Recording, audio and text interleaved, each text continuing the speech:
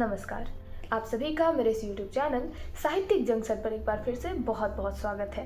जैसा कि वीडियो के थंबनेल में आपको पता चल गया होगा कि आज का यह वीडियो स्पेशली नॉन रीडर्स को डेडिकेटेड है। हाँ, जब पहली वीडियो मैंने बनाई थी तो मैंने कहा था कि मैं नॉन रीडर्स के लिए भी कुछ चीज़ें लेकर आऊँगी, तो ये पहली वीडियो नॉन रीडर्स के लिए। अब नॉन रीडर्स वो लोग होते हैं जिनको किताबें पढ़ना बोरिंग लगता है, या फिर वो सोचते हैं कि ये बहुत ही भारी काम है। हालांकि खाली टाइम में वो क्रिएटिव होना चाहते हैं, कुछ पढ़ना चाहते हैं, कुछ अच्छा सीखना चाहते हैं, लेकिन किताब उन्हें हॉन्ट करता है। तो उस डर को कैसे कम किया जाए और कैसे किताबों को आसानी से पढ़ा जा सके, इसके लिए मैं कुछ टिप्स लेके आई हूँ। तो चलिए शुरू करते हैं। तो सबसे पहला टिप, अगर आप कोई किताब पढ़ना चाहते हैं तो आप इसलिए नहीं पढ़ें क्योंकि वो किताब बहुत फेमस है। ठीक है, कई बार ऐसा होता है कि बहुत फेमस किताब जो सबको पसंद आती है वो आपको नहीं पसंद आएगी, और ये बहुत ही नॉर्मल चीज़ है।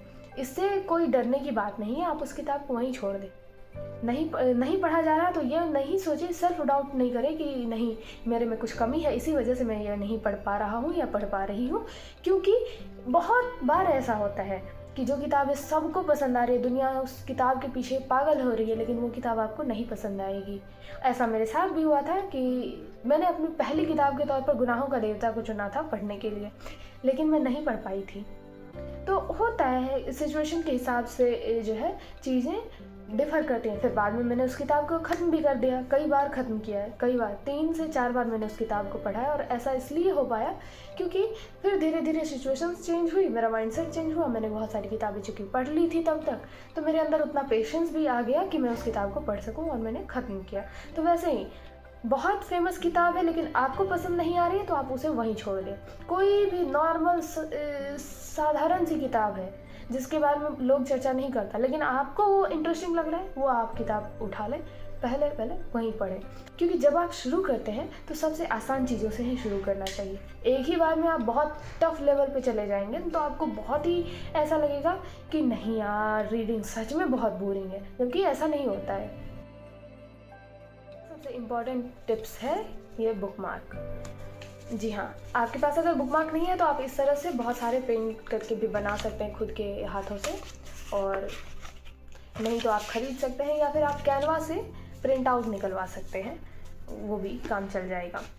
अब इस बुकमार्क का करना क्या है, तो कोई भी किताब लीजिए जो किताब आपको पढ़नी है लेकिन आप उस किताब के ऊपर फोकस नहीं कर पा रहे हैं, या फिर ध्यान उचट जा रहा है।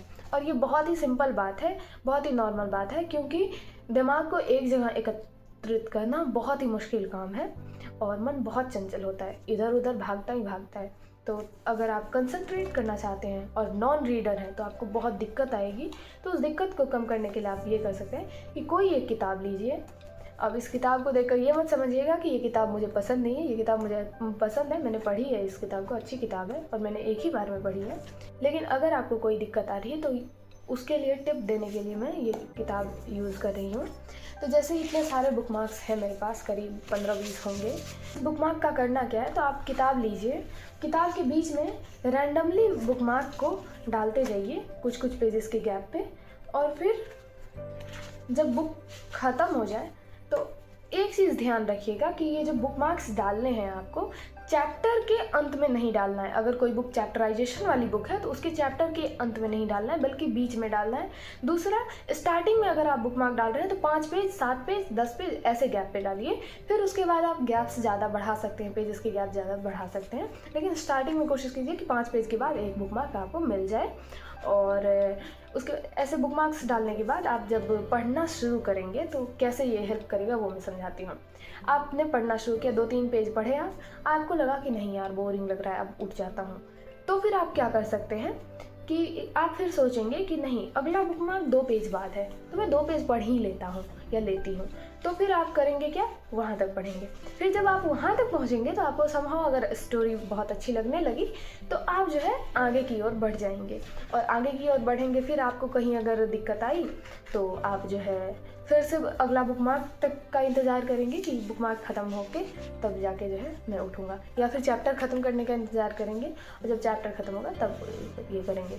और इसके ज़रिए जो है आप किताब को ख़त्म किताब पढ़ने का टाइम जो है अपना बढ़ा सकते हैं। स्टार्टिंग में हो सकता है कि आप 3-4 बुक मार्क कलेक्ट किए, उसके बाद आप बोले कि नहीं अब इससे ज़्यादा नहीं होगा, और जब 3-4 बुक मार्क आपने कलेक्ट कर लिया है तो उससे ज़्यादा नहीं हो रहा है आपसे, तो आप खुद को पुश मत कीजिए। बर्डन लेके नहीं पढ़ा जा सकता। रीडिंग बहुत ही इंटरेस्टिंग जर्नी होनी चाहिए, ना कि बर्डन वाली जर्नी। तो अगर आपको ऐसा लग रहा है कि आपने 3-4 बुक मार्क्स कलेक्ट कर लिए और फिर उस बुक मार्क को अपने पास रख लिया, तो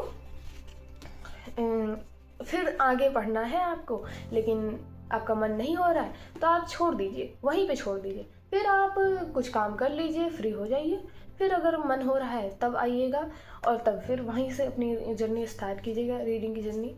कोई मुश्किल काम नहीं होगा, बहुत ही आसानी से आप इस तरीके से किसी किताब को ख़त्म कर पाएंगे। और जब आप किताब ख़त्म करेंगे तो आपके पास सारे 15 के 15 या 20 के 20 बुक मार्क, जितने भी आपके पास बुक मार्क होंगे, वो सारे बुक मार्क आपके हाथ में होंगे।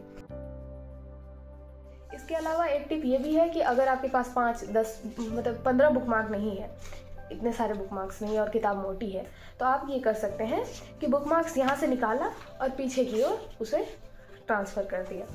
तो होगा क्या कि आप इधर से पढ़ते जाएंगे, आपका बुक मार्क जो है आगे बढ़ता जाएगा। और चौथा सबसे इम्पॉर्टेंट टिप्स ये अभी मैंने आपको बोला है कि पुश मत कीजिए अपने आप को। ओवर पुशिंग जो है ना, आपके मन में जो भी थोड़ा बहुत इंटरेस्ट जग सकता था पढ़ने के लिए, वो ख़त्म कर देगा। तो थोड़ा सा हाँ, हल्का हल्का पुश कीजिए अपने आप को कि नहीं थोड़ा और पढ़ लेते हैं, लेकिन जब ऐसा लगने लगे कि नहीं बहुत बोरिंग लग रहा है, छोड़ दीजिए। आप उठिए, कोई चाय पी लीजिए, कुछ इंटरेस्टिंग सा कर लीजिए, गाना सुन लीजिए या फिर कोई काम कर लीजिए घर का, उसके बाद फिर आइए, फिर पढ़िए। और पांचवा सबसे इम्पॉर्टेंट टिप, हालांकि ये पर्सनल है और ये चॉइस पे डिपेंड करता है, बट अगर आप नए रीडर हैं और आप आसपास के इन्वायरमेंट से कहीं ना कहीं इंसान प्रभावित होता है, तो आप जब रीडिंग करना चाह रहे हैं और आपसे नहीं हो पा रही है, तो आप कोई सेटअप बना लीजिए। जैसे बालकनी में कोई सिटिंग का अच्छा सा खूबसूरत सा सेटअप बना लीजिए, ऐसा सेटअप कि आपको वो सेटअप देख के ही मन करे कि किताब लेके वहाँ पे बैठ जाना है मुझे। वो जो चीज़ होती है, शाम के टाइम पे आप टाइम निर्धारित कर लीजिए कि शाम का टाइम हो या फिर रात का टाइम, जब पूरा सन्नाटा हो, तारे चमचमा रहे हो और आप बालकनी में बैठ के कोई स्टडी लैम्प वगैरह लेके और आप पढ़ाई करिए। क्योंकि कई बार चीज़ें होती है ना, आसपास की चीज़ें आपको खुद बुलाती हैं, आपको अट्रैक्ट करती हैं कि नहीं ये माहौल जो है ये करने का है। जैसे कई बार होता है ना कि बारिश आ रही है तो पकौड़े खाने हैं, वैसे ही आप अपने आप मतलब आसपास कोई ऐसा रीडिंग का सेटअप तैयार कीजिए कि जहाँ बैठकर आपको खुद ब खुद मन करने लगे कि कुछ पढ़ना है, वैसा। तो आज के इस वीडियो में बस इतना ही। ये जो बुकमार्क वाला टिप था कि जो आप बुकमार्क्स यूज़ कीजिए, ये मेरी खुद की इन्वेंशन थी। मैं एक मैथमेटिक्स वाली लड़की थी जो कि सीधे साहित्य के क्षेत्र में आ गई है, और ये जर्नी मैंने जो तय किया है वो इन्हीं बुकमार्क्स के ज़रिए तय किया है। वरना मुझे भी रीडिंग बहुत बोरिंग लगता था, लेकिन मैंने रीडिंग को इंटरेस्टिंग बनाया इस बुकमार्क्स वाले टिप के साथ, और थोड़ा बहुत सेटअप वगैरह के साथ कि मैंने सेटअप किए ऐसे जहाँ पे पढ़ने में खुद ही मन करता है कि पढ़ने का। तो उन्हीं सब चीज़ों के साथ मुझे लगता है कि आपको भी ये टिप्स बहुत ही मदद करेंगे। तो आप बताइए कि आपको ये वीडियो कैसा लगा, और साथ ही अगर आपको ये टिप्स हेल्पफुल लगे तो आप मुझे ज़रूर से बता सकते हैं, DM कर सकते हैं मुझे इंस्टाग्राम पे। इंस्टाग्राम की ID आपको डिस्क्रिप्शन में मिल जाएगी। और आज की इस वीडियो में बस इतना ही। मैं आपसे फिर मिलूंगी अगले किसी वीडियो में, किसी कहानी के साथ, किसी किस्से के साथ, या फिर कोई अच्छी सी टिप्स के साथ। तब तक के लिए मुझे यानी शंभवी को दीजिए विदा।